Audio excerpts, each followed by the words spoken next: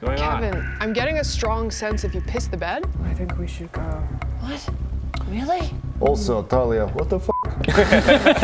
Yeah, also. So sad. What's going on? I'm just getting a lot of your past. Stay out of my brain. Not a good time, Oh Talia. my No, god. I didn't get that out of my brain. Maybe we could go over there with a requisition slip if you could put one together for us. You're going to make a forgery check. You are going to get advantage on your check.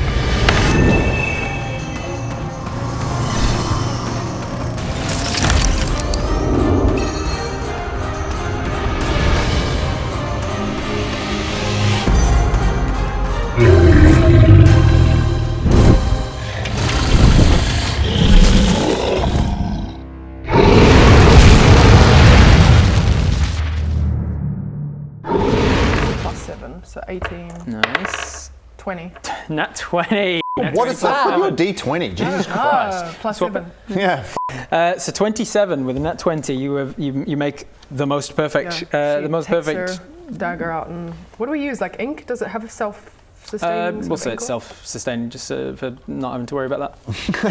fucking not again. Find ink around I would say Kevin's the place. thing that he's sold in the past, reason he'd be selling black dragon pieces to the Eclipses, they're still so heavily influenced by dark magic, by shadow magic, that they'd use them in their rituals and that kind of shit. Yeah. Where do you go to do this prayer? What does it look like? I think when I was upstairs looking in the orc house, maybe there was just like a quiet little, I guess like a little nook or something like that. Maybe like even like a service closet or something like easily that. enough done. I go in there, I close the door, I take off my helm, and then from underneath like my breastplate, I pull out what looks like a, what used to be like a sunburst kind of amulet, which has now previously been smashed to pieces, basically. It's all intact, but you can see it's all shattered. And I just hold it in my hands. I take a knee and just go, I don't know if you're still out there, and I don't know if I still believe in you, but please protect us as we go into this place. Please protect us, the light. Please protect my friends, my family. Please help us. You know the feeling when you're like working on something and you just know that there's someone behind you? Maybe it's like the subtle change in how sound waves are bouncing off of stuff, and something just kind of is like a sound shadow behind you and you feel it. You get that feeling of something there. And there's no one there and there's no space in this closet for somebody else in the first place. You know that somebody's there and they're listening. And you get this, not like a creepy, oh, somebody's watching me, but like a comforting, like when you're scared and it's someone that makes you feel safe and they're behind you. You don't really feel them wrap their arms around you so much because they stab themselves on your arm. but they definitely give you that sense of security and safety. And then when you leave the closet and start, you put your helmet on and leave the closet, you notice that the flail is just glowing slightly.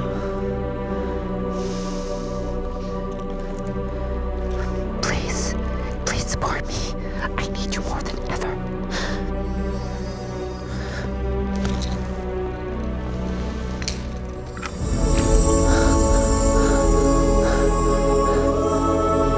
Thank you. And I've just sent you the awakened prospect of your flail. Fun. It is now increased from a +1 weapon to a +2 weapon. And when you hit it, it takes extra radiant damage. That is now an extra D6 radiant damage instead of a D4. And on top of that, you now have a feature called Healing Light. While the shine feature is active, because you haven't actually used this yet, you can just turn on you can turn it on to be like a torch essentially. And while that shine feature is active, you can now choose to activate the light's healing property with no action required. At the start of each of your turns, while the healing light is active, at the start of each of your turns when the healing light is active, any other non-evil creatures in that bright light regains hit points, and evil creatures in that light take more radiant damage.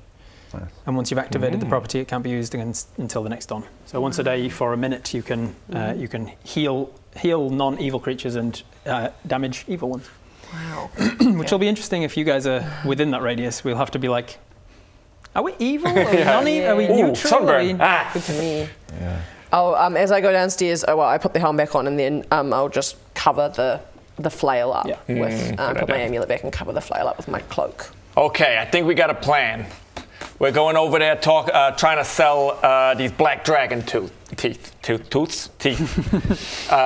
So am I lighting the candles now, or are we not? Just quiet, Kevin. I was talking to these three, not you. Sorry, Naz. So I guess we head to the front desk immediately, lie our way up to Tandy or Tandy or Richard, and then try get out of there. That's your plan? I guess we don't really need to stay in the Dark Spire. We just need to get there and then get the hell out. True. Fair enough. Sure. So that's the plan. So then he starts off and away. Lights up the candles, the incense and such, and then you Just see before we step through it, how have I done? with your what? With the teleportation. Or do I know, or should I? With the teleportation fixing up? Yeah. You already rolled for that. You got a 20. You got a 22. So I'll tell you exactly how it works. So I'm ready. you ready? you won't be the one needing to roll. It's going to be on me. So I take your Arcana check, -5, 17, double it, 34, and then I add that as the modifier to the percentile check that I'm going to roll. So it's a good thing you rolled well, because if he rolls under 40, real bad stuff happens for you. 40 to 54. You've only got still pretty bad stuff. 5 points under 40 then, if I've got 34. Yeah, exactly. So yeah, it's very exactly. unlikely. Very unlikely, which is good. And Not then impossible. but anything very- above a 95 is very good for you. All right. Should we do this with the Viva dice? Can do, Oh, yeah. Let's use percentile. Viva dice yeah, percentile. You're out of the bloody stool now, so we bloody can move that on. stool. I'm so happy not to have bloody stool anymore. Yes, I've checked. Yeah, colonoscopies. 1 in 5 walks. 1 in 5 orcs will experience bowel cancer in their life. So get yourself checked. Here we go. Right about here. Oh, it bounces all over the place. 47. 47 plus 34 is... Go, Brit. Yeah, good luck getting an answer out of me for that. 81. It's 100. Nailed it. I'm really quick at maths. 47 plus 34. 100. 100. I didn't say I was 240. accurate. I said I was quick. Yeah. That is 81. So 81 is... you will arrive where you're going, but you will each take 2d8 force damage on the way. So it does spark a little. It does jump and attack you a little bit. You each take, an 8 and a 7, 15 points of force damage. Not 75, 15. 15 points of force damage from the journey, but you do touch down in the location you were going, which is the teleportation in the transportation basement of the Dark Spire. So with this crackling of arcane energy around you, your body's feeling like they're being pulled and distorted, and a few of you've probably teleported a few times before to get around the various different places you've been. It rarely feels like this. It is clear that for all the tinkering you did to try and make sure it wasn't fatal, it is still not a good teleporter. You suffer some of that force damage as the arcane magic is just tearing apart your atoms and shoving it back together again. You're being pulled and stretched like you're being spaghettified or pushed through a hose pipe, and you're being pulled in all directions at once. You're starting to get crazy synesthesia as you're hearing smells and feeling numbers, and it's peculiar and weird. And eventually, Seven's so good. boom, good reference. You slam down into stone floor.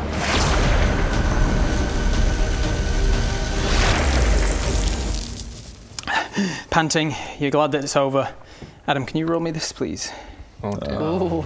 Don't fuck this up, Adam. I'm going to roll it here. Fuck it up, Adam. Wait, Fuck it up. wait, no. So you're 1. I'll give you You're that 2. back. You're 3. So it's going to be a 2 then? This is a D3. Oh, So we is can it- do the Viva dice and just have it and round up. Okay.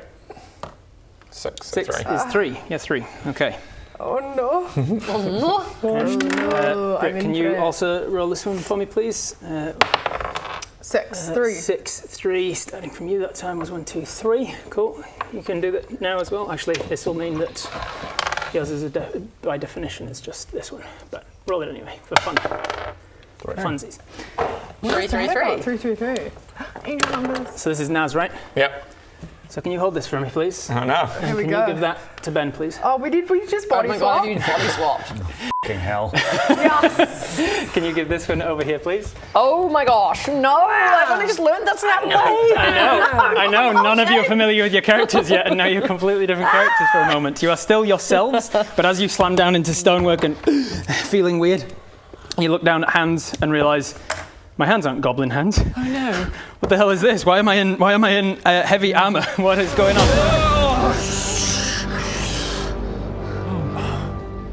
No, what's going on? What? What is going on?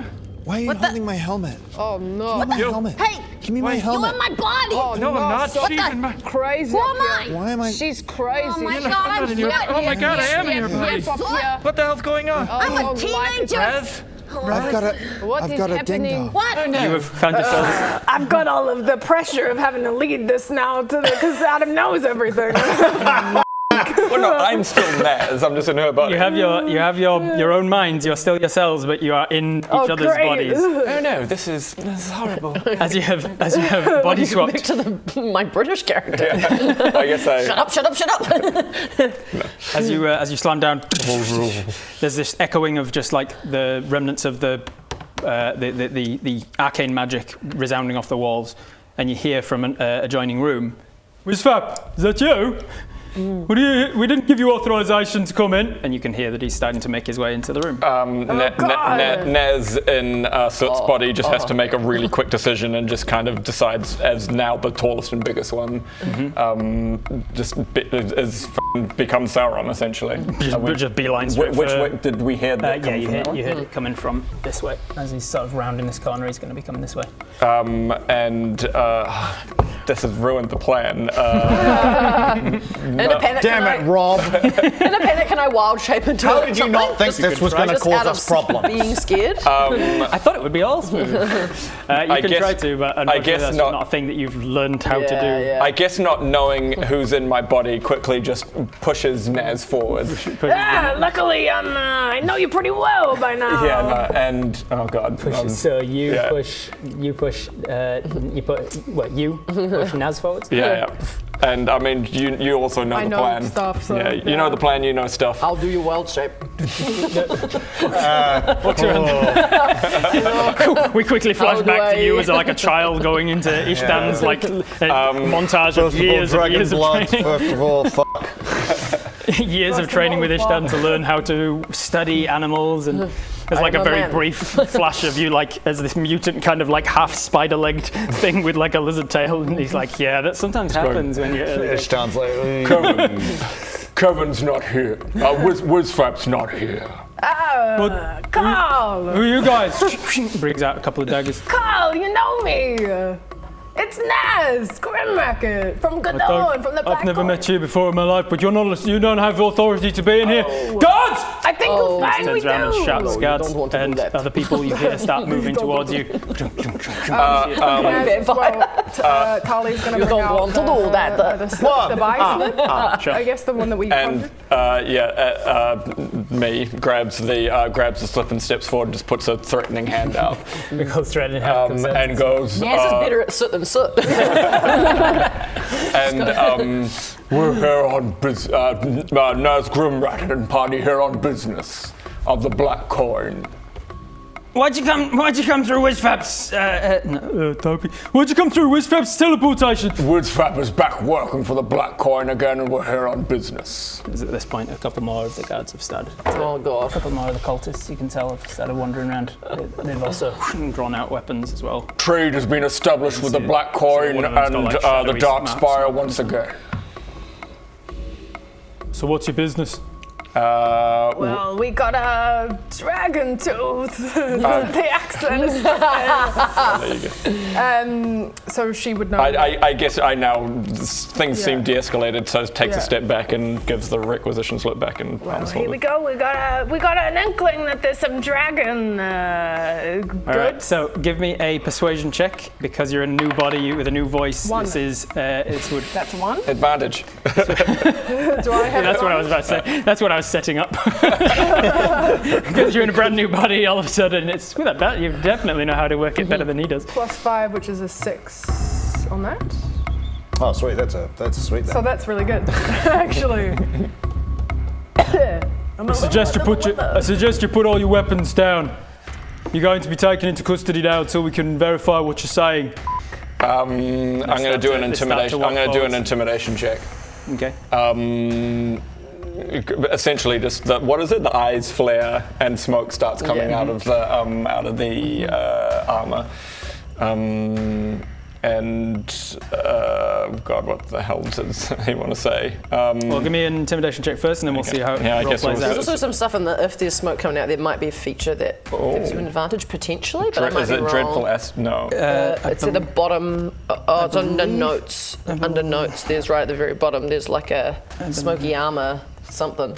I believe you haven't unlocked that yet. Okay. Haven't I? Well, then never mind. No, you have. You've got the attuned version, which is you've got a feature called Villain. When you're wearing this armor, you're proficient in intimidation. You have a feature called Get Off Me, which is the spiky nature of the armor damages people who try to grapple you. Yeah. And then you've got the feature Smoke. Edgy Smoke.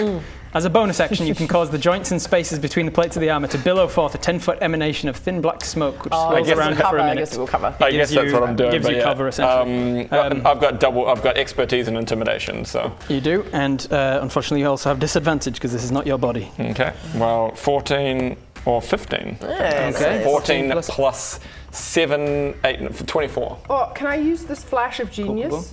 Yeah, yes, you can. Us all being like, whoa! I could be using these things. I get to someone who makes an ability check or saving throw. I can use my reaction to add +4 to the roll. Oh, yeah. So So, I'll do how does your So intellect? How does Naz's intellect, as you find yourself in his body, and suddenly like things are just easier? You realize, holy shit, Naz thinks like this. Like Yeah. your thoughts are coming quicker, and you're seeing connections faster. He's just much more of a logical and rational mind. He's got a lot more intellect. I can see numbers and it's like I can actually use numbers and they don't flick around. Oh god, there's so much going on up here, Naz. Okay, Hey everyone, sorry to interrupt. I just wanted to say that if you're enjoying this and you want to support us, the best way you can do it is at vivaplus.tv. We would really appreciate it, and you get all sorts of exclusive content. You get these episodes a week early, sure. And if you've already subscribed, thank you. All right, back to the game. What the hell? How does your intellect, your flash of genius, help to make him more intimidating in this moment? I guess you're just like a mob boss, like. Yeah, I'd be like, you don't want to mess with this guy. I've seen him do some pretty f***ed up stuff. He turned a guy inside out once. So it was a total of what? 20. Well, with that, 27. 27. Very intimidating. Steps forward, almost that Gandalf moment. That definitely stops them from like outright. He said that we're here on business of the black coin, and the black coin has re-established trade with the black spire. I'm not a conjurer of cheap tricks. That's the imagine. I also get scared of myself. You will listen to Naz Grimrocket.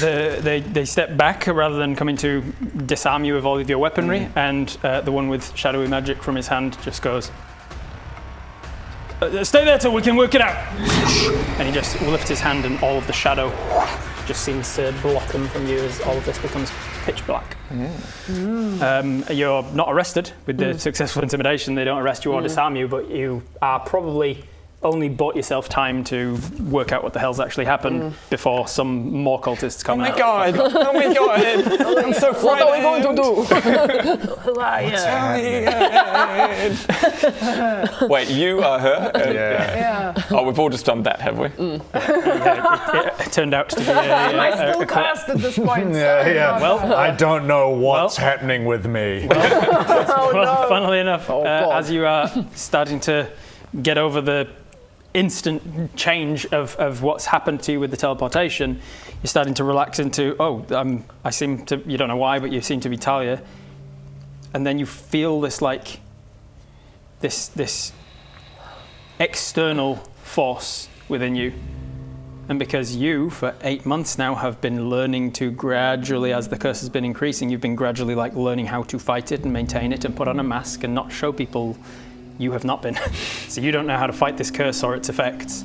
And I just you Allosaur all over. No, I am. No, she got all over the place. You suffer the effect of a curse. Essentially, you're immediately just automatically failing a wisdom save against it. You start to feel the following effects, and I'll allow you to roleplay them as you see fit. But a very much an increase of the feelings of isolation and loneliness, the feelings of stalking or being creepy, the feelings of secrets and exposure and the enjoyment of exposing other people's secrets. You feel a very strong sense like you're being watched by something you can't see, and you feel a much more heightened sense of lust, like not just lust, but lecherism and hedonism. You feel lecherous and isolated, and you're a big old incel. That just starts to overwhelm you, within also the feelings of being in Talia's body now as well, and everything that comes with that. All right, I whip out my weapons and I point them at Naz. I point them at the body of Naz, I guess. What are you doing? And I just go, I don't know what's happening. I don't know. I'm not in the right body. Naz, what did you do? I don't like it. I don't like it anymore. I don't like it. Get me out! Okay. Chill out. Get me out. Let me out. What have you done? Naz, over here. Flick around. And I back up into the wall and I start pointing my weapons at everyone, and I'm itching to just throw them at people. Naz trying to use his arcana, but it's not great over here. Yeah.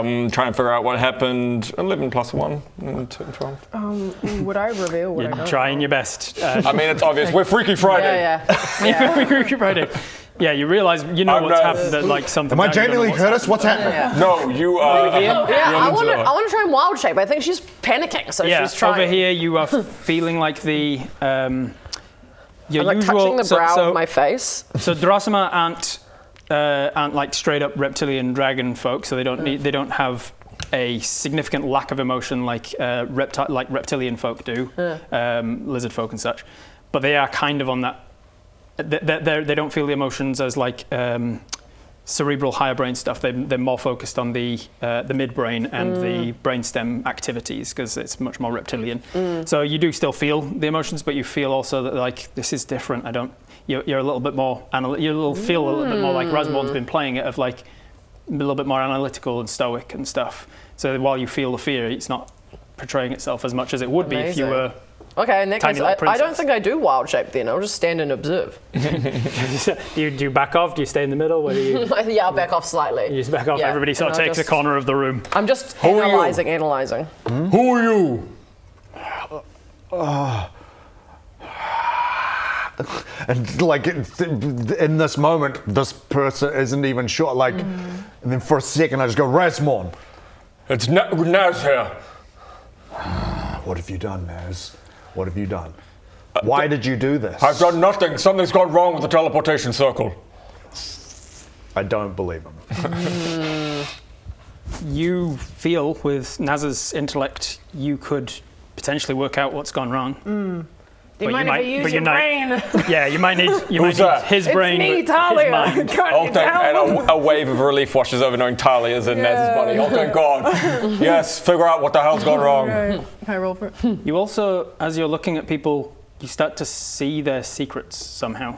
What would be one of Naz's actual darkest secrets? Seeing Naz in Soot's body? No, he looks at Soot's body and sees Naz's secrets. Yeah. Probably, I mean, not that he's particularly adverse to killing, but maybe there would be someone he killed that he regrets. Like a family member or something? And someone he deems innocent. He needed to kill an innocent to intimidate someone else. And say he killed a young girl of someone who he wanted to intimidate. Her father. He killed a young girl of a father who he really wanted to intimidate, and while he didn't want to do it, he had to. And he's not averse to, like he's got this interesting like self-moral thing, because he's absolutely not above killing innocent people if it benefits himself directly. I'd imagine to him it's like the morals. He puts a dollar sign to morals. Yes. And if he doesn't get that amount of money out of the morals, then it wasn't worth it. Yeah. And you see pretty much all of that emotion play out. Knowing that it's about Naz, but it's looking at Soot. I had to do. Does he see one of my Talia secrets? No, not yet. He doesn't. Okay. He could if he focused on it, but one at a time. Okay. So I need to make this roll to. Okay. So you're going to make an Arcana check. Oh, slay. 7. So, Arcana. What do we do? I would say disadvantage, but you're asking Soot for help with understanding because you have the mind, you have the brain, and between you, you're trying to work it out. So it was a total of 19. 19. Okay, excellent. Good work. So with a 19, you can calm your mind enough to think analytically Everybody about what's be quiet. You realize I love this accent. you realize exactly what's happened. Obviously, when teleporting a thing, you have to teleport the body, the mind, the brain, the soul, all the different aspects of what makes a person, and they've all been teleported. But with the shitty quality teleport that WizFap set up, some of them have been rearranged when they've been reset. In Star Trek terms, you've got a teleporter malfunction. What you also realize with the 19 is what you need to get back to yourself. You know that there is a crystal. It's a violet arcane euhedral crystal with growth striations. And for some reason, that just comes to mind of like, I know what one of those is for some reason. You know that it's that, and it's known as, in colloquial terms, it's known as an anchor stone. It's usually used in interplanar conjuration to give a universal frame of reference, because when you're talking about space and time, it only makes sense when you're talking from a frame of reference. In the same way that like motion is only motion if you are looking at it from a different frame of reference. Otherwise, you're on the train, it doesn't actually move. Similar way, but like the anchor stone is how to do that with conjuration magic when you go in between teleportation. So you know that is something that you'll need to get a hold of. And then you also know that you need to create a Proust concoction, which is a poultice that you know how to put together. Naz does. You know how to put it together. It's a poultice that you can create from special herbs and a memory of somebody. It's something that can anchor their memory to what they should be. And you know that with those things, you should be able to create at least a temporary device to force somebody's soul back into the right body. This is like in Scooby-Doo Mystery Island where they all get switched around, which is one of my favorite movies of all time. I don't know Scooby-Doo it. Mystery Island, check it out. I don't know it, but I'm glad movie. that I've stolen from yet another thing that I've never seen. I mean, I feel like we've been like Freaky Friday or something. Well, no, I think it's more like Scooby-Doo Mystery Island because we've all swapped buddies. Wait, Freak what Frights is was 2 that? people. What's Scooby-Doo spooky? You haven't seen? It's one of the best films of the 90s. Scooby-Doo Freaky... Scooby-Doo! This exists in this universe? I'm confused. Of course it does. It's it in our zeitgeist? It's how Sarah Michelle Gellar and Freddie Prinze Jr. got together. So you know that's something that you can do. Just find an anchor stone, find the ingredients needed for a poultice. And then on top of that, if you want it to make it permanent, you then need something a little bit more drastic. You need what's called a control jar, which is a device used to force a soul into a body. It's used in necromantic magics like Magic Jar. There's a spell that can take your soul out and put it into somebody else so that you can possess them. So you need a control jar. And then you need something that's somewhat like a phylactery, which is like lichdom level stuff where they can steal other people's souls. And it's a device for literally ripping a soul out of a body. So with a phylactery-like device, you can rip somebody's soul out. With a control jar, you can force it back in, and then that should remain as a permanent item. Luckily, knowing what you know about the Darkspire, you know that things will be in the you know that they will have all of those things in the Darkspire. In the kitchen. All in the kitchen. Just which drawer? So your quest becomes first try and find the temporary fix so that you can get back in your correct bodies temporarily, and then seek out the more permanent. What have you figured out? Oh god, it's a long list, but I'm about to start. tell that. Exposition cantrip. We gotta get an anchor stone, we gotta make a poultice, we gotta get a Control little jar, control jar, and then a phylactery-esque device. The other thing that's also I guess semi-permanent. Naz's brain and Soot's body is moving a bit slower, but realizes exactly what she's talking about. And they're all in the Darkspire, I reckon. Surely So- the stone would be in this room, right? Potentially, you could look around for it. If you want. Start looking around for this. No, that's not my accent anymore. I was like, I wouldn't have it, but you would have it, but... Start looking around for the does my necklace do valuables as well, or is it... Does it do valuables? As in, like, the necklace that Talia wears... in the notes I'd said that it can tell if there's something valuable or something of value. Oh, right, around. yes, yeah. There is. Did I ever get around to adding that particular thing to it? I think that was one of the things that levels up when you age up. Gotcha. Because it grows with you as you age. I think that's something that you haven't got yet. Okay, sweet. I'm just going to start doing a like very chill turnabout. It's very peculiar to see like somebody else in your body. a 50-year-old dad just kind of looking at like kicking the stones. And I'm just watching Rasmorn and watching everyone. I'm still on edge. So she's just said that she has they've found a way to fix this potentially. Talia, find the stone. Hurry up! It must be in the room. All right. So as he looks at Naz's body, what is a dark, deep secret that he sees? Of Talia, I think. Is it the moment she gets the stone? Yeah, it's the moment. So basically, a while ago in Gerdorn, you would see Talia was sent on a mission by Naz to essentially stake out like a high-value target, I believe. So she waited, I think it was a day and a night, and nobody came.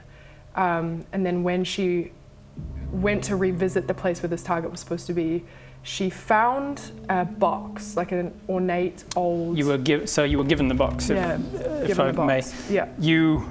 I think you see playing out. You don't even really see it. You just know by looking at it exactly how it played out. You went to Naz for a job, as always. It was you and Lenny in the room. Lenny was given a. Love you, Lenny. Lenny was given a simple task to deliver a letter to somebody. He was given a letter and away he went. You were given a task to go and meet with a client who had something bigger than a letter to deliver. Relatively a lot of money for what the job actually should have been. It's just a delivery job. But you went to the outskirts of Gerdorn. You met with this guy who kind of kept his hood up, didn't show his face too much, but you knew that he had like a cloudy white eye. That's all you could really see of him. He handed you a small box and told you where to deliver it.